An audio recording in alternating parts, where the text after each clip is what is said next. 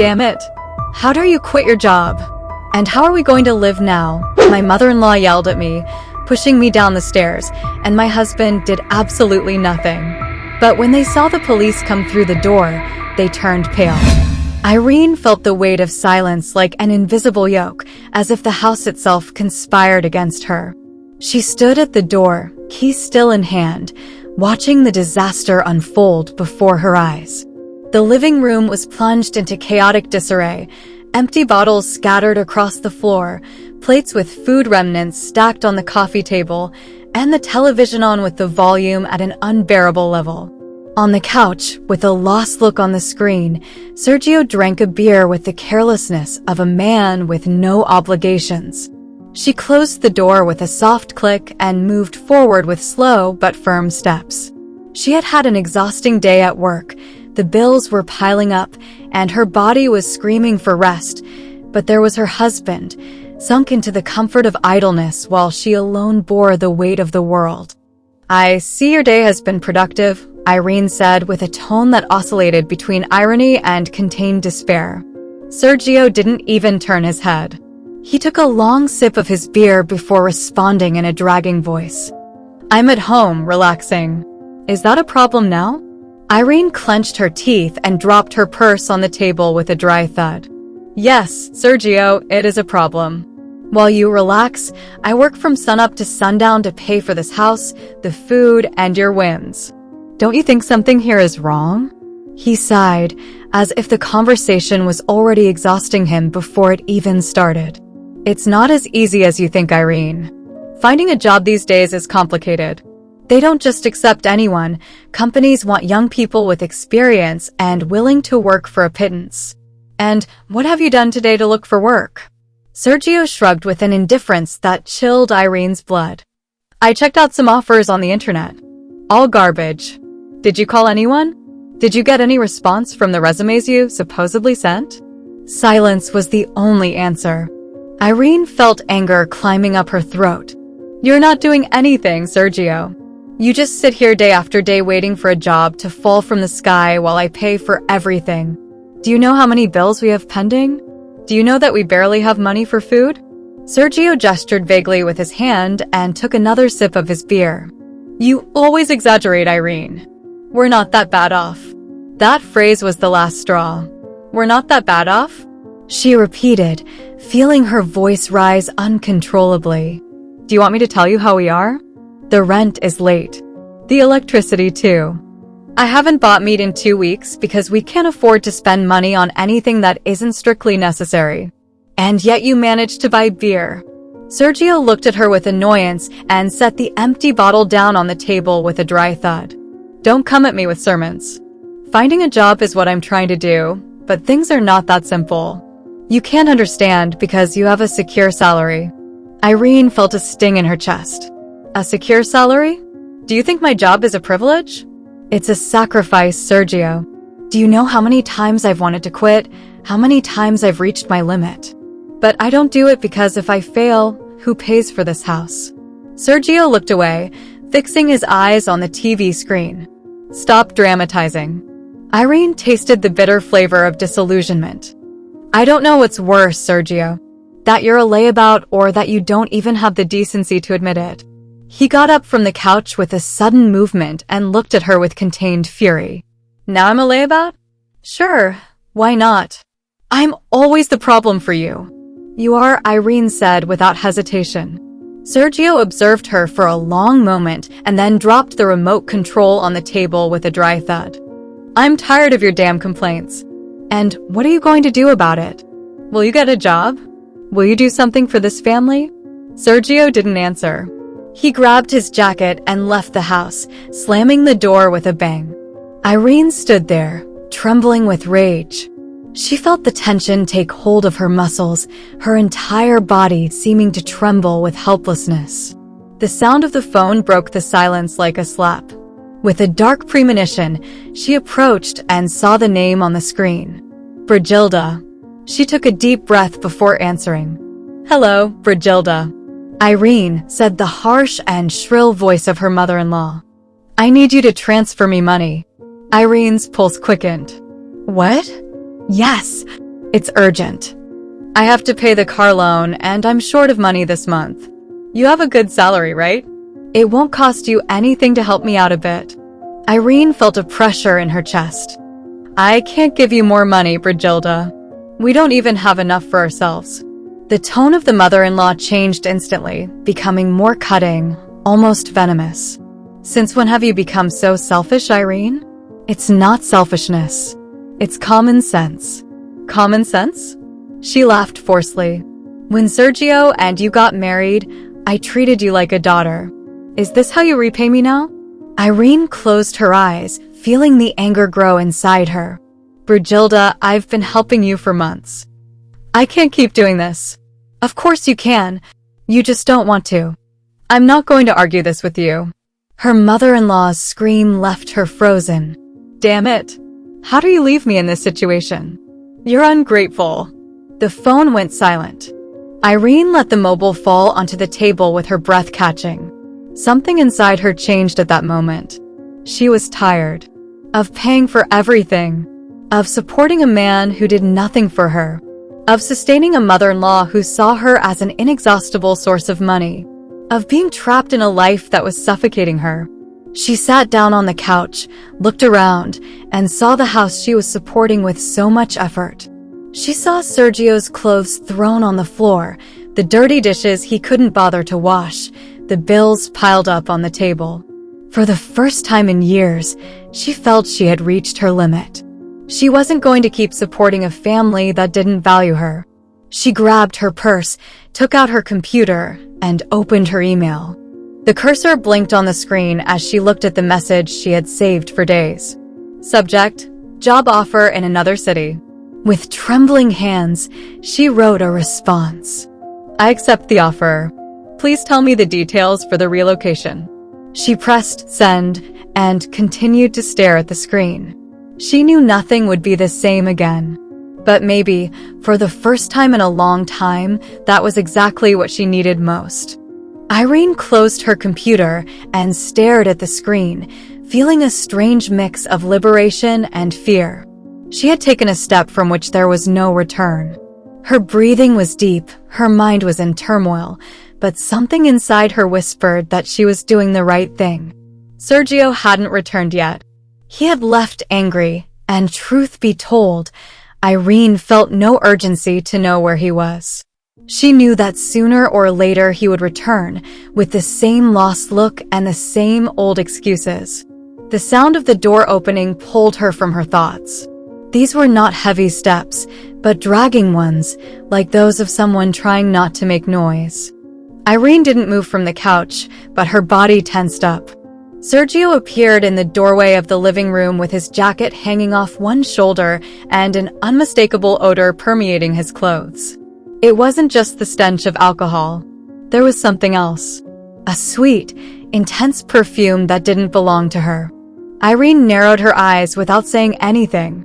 Still up, Sergio said with a raspy voice, throwing the keys on the table. Didn't know you were one of those wives who wait up for their husbands like a submissive spouse. Irene kept her expression neutral. Where were you? He snorted and walked to the kitchen, taking a bottle of water from the fridge. Just out. Needed to clear my head. Irene felt the same sense of emptiness as always. As if she was talking to someone beyond help, as if she was in an endless cycle. But this time, her silence wasn't resignation. It was planning. You smell strange, she blurted out without looking away. Sergio paused for a second, then feigned indifference. It's the bar I was at. Lots of people, lots of smoke, lots of cheap perfumes. Irene tilted her head slightly without responding. She watched him drink water and stagger a bit as he moved. His nonchalance was insulting. Your mom called me today, she added calmly. Sergio closed his eyes for a second, as if the mere mention of Brigilda exhausted him. Don't tell me. What did she want this time? Money, Irene replied straightforwardly. I told her no. Sergio opened his eyes and looked at her for the first time. You told her no? Yes. Silence settled in the room like a heavy burden. Sergio set the bottle down on the table too forcefully. Why do you have to be like that? She's my mother. And this is my life, Irene retorted. I'm not going to keep paying for her whims. Sergio looked at her with that familiar expression of annoyance. Then, without another word, he turned and headed to the bedroom. Irene stayed in the living room, listening as he slammed the door. The next day, Brigilda showed up at the house.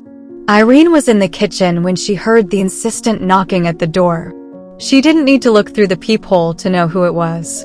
Irene, open the door, the woman's authoritative voice demanded. Irene closed her eyes for a moment before opening. Brigilda entered like a storm, in her flawless leather jacket and an annoyed expression. What's this about you not being able to help me with a loan? Irene crossed her arms. I'm not going to keep supporting you. Brigilda looked at her as if she had spoken blasphemy. Sergio told me you're doing well at work. Don't come at me with excuses. It's none of your business. Of course it is, the woman replied venomously. Or, did you forget everything I've done for you guys? Irene felt a laugh choke in her throat. What you've done for us? Want me to list how much money we've spent on you? Brigilda narrowed her eyes and moved closer, her expression turning grim. You're ungrateful. And you're an opportunist. Irene responded, this time without fear. For a second, Brigilda seemed about to slap her. Her hands trembled, her eyes were ablaze with fury. I won't forget this, the woman whispered before turning and walking out of the house, slamming the door behind her. That night, Sergio didn't return. It wasn't until the next morning that Irene found her bank account with less money than it should have. Her heart skipped a beat. She logged into the bank app and checked the transactions. There was a money transfer to Sergio's account. It wasn't much, but enough to be concerning. Her pulse quickened as she tried to understand what was happening. When Sergio returned home that night, she was already waiting for him. Did you take money from my account? He didn't even seem surprised. Don't exaggerate, Irene. It was just a little. I'll pay it back. It's not your money. I'm your husband. Aren't we supposed to share everything? Irene felt the fury burst within her. Not when you're a parasite. Sergio's eyes darkened. You have no right to talk to me like that. And you have no right to steal from me. The two stood looking at each other in a silent standoff, each waiting for the other to break first. That night, Irene checked her things and secured her important documents in a safe place. She began to notice more strange things. A shirt of Sergio's with red lipstick on the collar, a receipt from an expensive restaurant where she had never been, perfume on his clothes that wasn't hers. Irene's stomach clenched. Confirmation came in the form of a call. The phone rang while she was in the kitchen. An unknown number. Irene? Who's speaking? The voice sounded nervous, almost trembling. You don't know me, but I need to tell you something about Sergio. Irene's heart raced. Who are you? What's with Sergio? There was background noise. Then, the line went dead. Irene held the phone in her hand, feeling something inside her irreversibly break. The phone slipped from Irene's hands and fell to the floor with a dull thud. Her breathing was erratic, her heart pounding furiously within her chest. The call had been cut off, but the echo of those words continued to resonate in her head. You don't know me, but I need to tell you something about Sergio. She slowly crouched down and picked up the phone with trembling fingers. Her thoughts were a whirlwind. Who was that woman? What was she going to tell her? Why had she hung up? Or worse, why had she been interrupted? She felt a chill run down her arms. She looked at the phone screen, hoping the number would call back, but the screen remained still.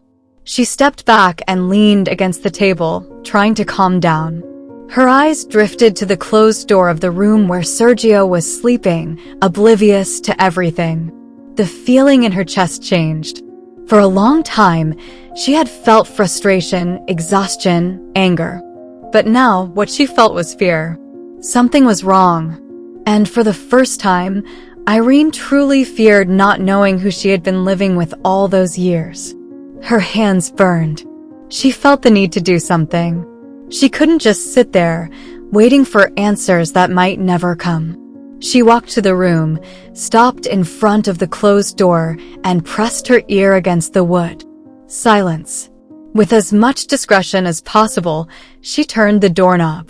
The door creaked open, and at the back of the room, she saw Sergio sleeping face down, his breathing heavy and his body motionless.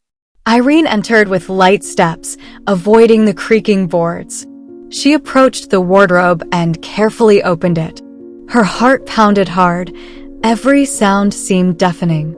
The drawers were filled with disorganized clothes, but something caught her attention. At the back, among several wrinkled shirts, she found an envelope. Her name wasn't written on it, but something inside her said she should open it. She reached in and pulled out the papers it contained. They were bank statements. Her stomach sank as she began to review the transactions. Large sums of money had been withdrawn. Transfers to unknown accounts. Recent dates. She clumsily stuffed the papers back into the envelope. Her legs were about to give way. She wasn't imagining things. It wasn't just fears. It wasn't just irresponsibility. Sergio was using her. She felt her throat close up and tears sting her eyes. She bit her lip to make no noise. She left the room with the envelope clutched in her hands. She couldn't stay in that house a second longer. She had to leave. And she had to make sure that Sergio and his mother never touched her money again. She spent the entire night awake, the envelope in her lap, her mind plotting plans, thinking about what to do. At dawn, when Sergio got up and found her awake on the couch, he gave her a tired look. Back to your dramas again? Irene stared at him intently. Where's all the money you've been taking out of my account? The question caught him off guard. What are you talking about? Irene stood up and threw the envelope at him. This. Sergio caught it, opened it, and his eyes darkened as he saw the documents. Who gave you this? It doesn't matter, she replied firmly. Answer the damn question. Sergio clenched his jaw. It's not what you think. Oh, isn't it? Then what is it? Want to explain why there are transfers from my account to yours? Want to explain why I've been working like a slave while you live the high life with MY money? Sergio let out a forced laugh. You're exaggerating. No, I'm not exaggerating. I'm fed up, Sergio. It's over. He looked at her in disbelief. It's over? Irene felt a lump in her throat, but forced herself to stand firm. Yes, I'm leaving this hell. And I'm going to stop working to cover all your whims. The words came out with such force that she didn't even realize someone else was in the room. A movement at the doorway made her turn around. Brujilda was there. Her face was a mask of fury. What did you say? Irene felt a shiver. I'm leaving. The woman's face twisted into an expression of pure hatred. Damn it. How dare you quit your job? And how are we going to live now? Irene felt the room grow smaller. Brujilda advanced with violent steps, her body shaking with rage. We gave you everything. You owe us this. I owe you nothing, Irene spat. Brujilda raised her hands in a violent gesture. Sergio didn't move. He said nothing. He did nothing. The blow came without warning. The push was so strong that Irene felt her body lift off the ground. The world spun. Stairs. Fall. Impact. Pain. Darkness. For a few seconds, there was only silence. Irene didn't know how long it had passed. When she opened her eyes, she saw the blurred ceiling. Her ears rang. Her head throbbed with unbearable pain. She tried to move, but her entire body ached. And then she saw Sergio, standing at the top of the stairs, looking at her, expressionless, motionless, as if he had not just seen his wife tumble down the stairs, as if nothing had happened. The silence was worse than the fall. But then another sound was heard. A door opening. Voices. Firm steps. Someone entered the house. Sergio and Brujilda turned pale. It was the police. The white light of the fluorescents blinded her when she opened her eyes. An intermittent beeping pierced the silence, rhythmic, insistent. Her head throbbed with unbearable pressure, as if something inside her was about to explode. She tried to move, but a sharp pain in her arm immobilized her immediately. The smell of disinfectant and the rough sheets confirmed what her mind had not yet fully processed. She was in a hospital. She blinked several times, trying to clear the fog clouding her thoughts. She remembered the impact, the fall, the cold of the floor against her skin. And then, the image of Sergio, looking down at her from the top of the stairs with the same indifference with which he watched the television every night. A wave of anger rose in her throat. A soft murmur in the hallway distracted her. As she slowly turned her head, she saw the silhouette of a nurse leaving the room, leaving the door slightly ajar. And then she saw him. Sergio was sitting in a chair next to the bed. His eyes were sunken, his hair disheveled. His expression seemed worried, but Irene was no longer naive enough to believe it. "You look terrible," she murmured with a raspy voice. Sergio smiled tensely, as if that comment had given him permission to show vulnerability. "I haven't slept since they brought you here," he said. "I couldn't leave you alone." Irene felt her mouth dry. "How did I get here?" Sergio looked down. "They called an ambulance. They said it was an accident." Silence settled between them. Irene watched his face carefully. She had learned to read the lies in his expression, in the way his jaw tensed when he was about to make something up. "It wasn't an accident," she finally said. Sergio suddenly looked up. "Irene. No, don't do this." Sergio leaned toward her, bringing his face close with a desperate expression. "You can't say that. You can't make this bigger than it is." "Bigger?" Irene felt a bitter laugh rise in her throat. "Your mother pushed me down the stairs, Sergio." He clenched his fists. It was a moment of tension. "She didn't do it on purpose." "My God, Sergio." Irene felt rage consume her. "Do you realize what you're saying?" Sergio took her hand. "Listen, we can't denounce my mother. We can't destroy our family over this." Irene immediately pulled her hand away, as if the contact burned her. "Our family? Destroy? Sergio, she tried to kill me. And you." Her voice broke for a moment.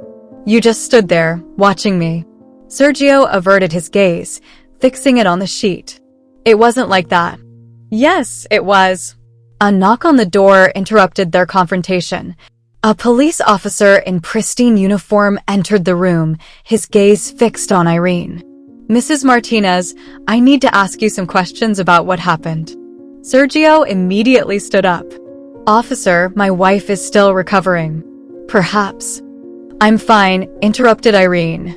Sergio turned to her in disbelief. "Irene." She held his gaze coldly. "I want to talk to him." The officer took out a notebook from his pocket and settled into the chair next to the bed. "I understand there was an altercation at your home." Irene felt the weight of Sergio's gaze on her. "Yes," she whispered. The officer waited. "Can you tell me what happened?" The words stuck in her throat. She could feel the tension in the air, the way Sergio held his breath. If she told the truth, it would all be over. If she lied, she would continue to be trapped in this hell. Her fingers clenched against the sheet. "I was pushed," she murmured. Sergio took a deep breath. The officer wrote something in his notebook. "Who did it?" Irene swallowed. "My mother-in-law." The pen stopped moving. "Brigilda Martinez?" "Yes." The officer looked up. "Do you want to press charges?" Sergio stepped forward, his shadow darkening the edge of the bed. "Irene." She ignored him. "Yes." The air seemed to grow heavier. The officer nodded and put the notebook back in his pocket. "Understood. We will conduct a formal investigation." Sergio let out a nervous laugh. "This is madness." The officer looked at him calmly. "Mr. Martinez, if your mother committed a crime, she will be prosecuted accordingly." Sergio ran a hand through his hair, visibly upset. "You can't do this." The officer tilted his head. "We can and we will." Sergio clenched his jaw, his eyes reflecting something Irene had never seen before. Something dark, threatening. The officer turned to Irene one last time. "We will be back as the investigation progresses." She nodded, feeling a slight relief. When the officer left, the silence became unbearable. Sergio brought his hands to his head and paced back and forth. "Do you realize what you've just done? What I had to do?" Sergio looked at her with something more than anger. "And what now, Irene? Do you want to see my mother in jail?" Irene didn't answer. Sergio looked at her with eyes full of rage. "You're a damn selfish woman." Irene's phone vibrated on the nightstand. Unknown number. Sergio turned to her, breathing heavily. "Don't answer it."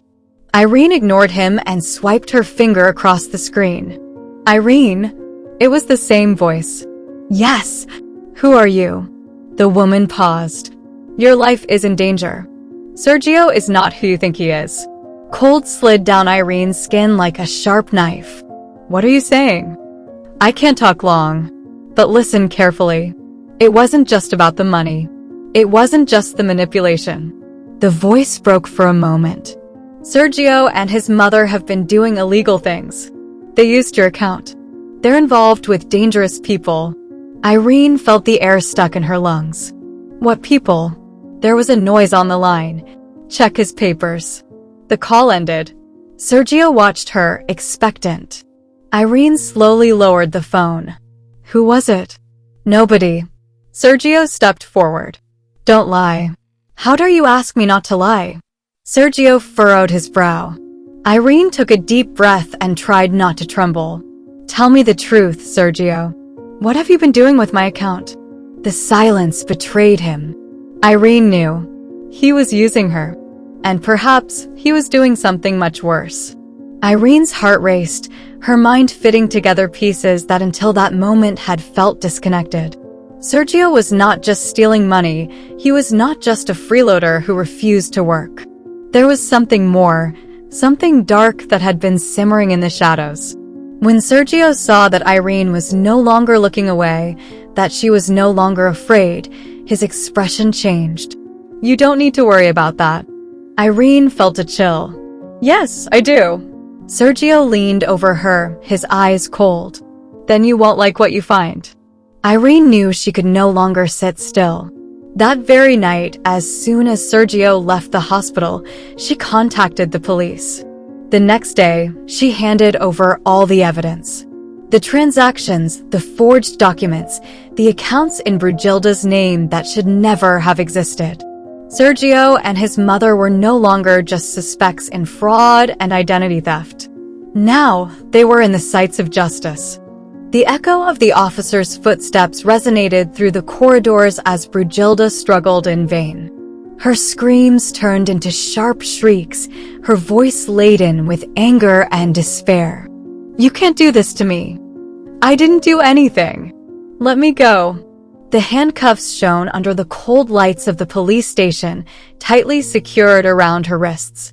Her hair, always perfectly styled, was now disheveled, and her face contorted with the fury of a cornered beast. Sergio was a few meters away from her, surrounded by two officers.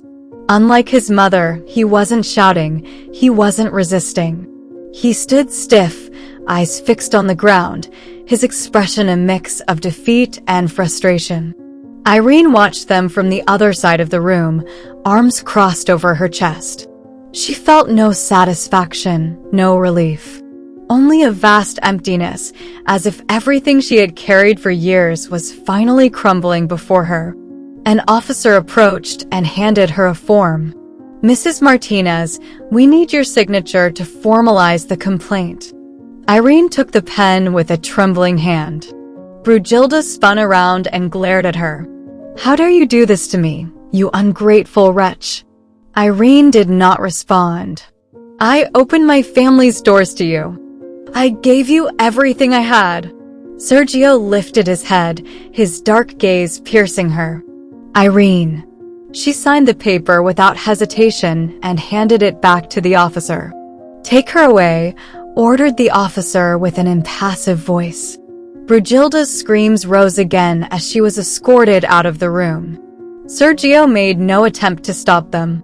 Irene took a step forward, feeling the need to look at him one last time. "You never loved me," she murmured firmly. "You just wanted my money." Sergio clenched his jaw and looked away. He no longer had any control over her. The officer at his side motioned for him to walk, and he complied without resistance. Irene watched them disappear down the hallway. Everything was over. But the emptiness inside her did not disappear. She brought a hand to her face and closed her eyes, allowing the fatigue to overtake her. She did not know how long she stood there, in the middle of the police station, but when she looked up, the first thing she saw was her reflection in a mirror on the other side of the room. A woman with a pale face, tired eyes, skin marked by sleepless nights. She stared at herself, feeling an immense weight on her chest. How did I let them do this to me? She received no answer. Only the sound of her own breathing, deep and trembling. But something inside her broke, and at the same time, something new was born. She realized, in that moment, that it was not her fault. Victims of financial and emotional abuse don't always see the chains until it's too late. She had deceived herself into thinking that love should be measured in sacrifices. She had convinced herself that if she gave more, if she worked harder, if she tried harder, things would change. But it was never enough, because it was never about her. She was prey in a cage built by others. And now, finally, she had the key. The sound of her phone pulled her from her thoughts. She checked the screen and saw the email she had been waiting for. Subject: job offer, confirmation of relocation. She read the words calmly, making sure she wasn't imagining things. The offer was still standing. A new city, a new start. A train awaited her at the station. She took a deep breath, as if filling her lungs with a breath of fresh air after years submerged in murky waters. She grabbed her bag and left the police station without looking back. The world outside felt larger, more open. She walked down the street with determined steps, feeling the cold breeze strike her face. She was not afraid. She had no doubts. The train arrived at the station with a metallic roar. Irene boarded, found her seat by the window, and slumped against the backrest, feeling the weight of everything she had carried for years begin to fade. The landscape began to move slowly, then with increasing speed. She left behind the city, the shadows of the past, Brujilda's screams, Sergio's vacant gaze.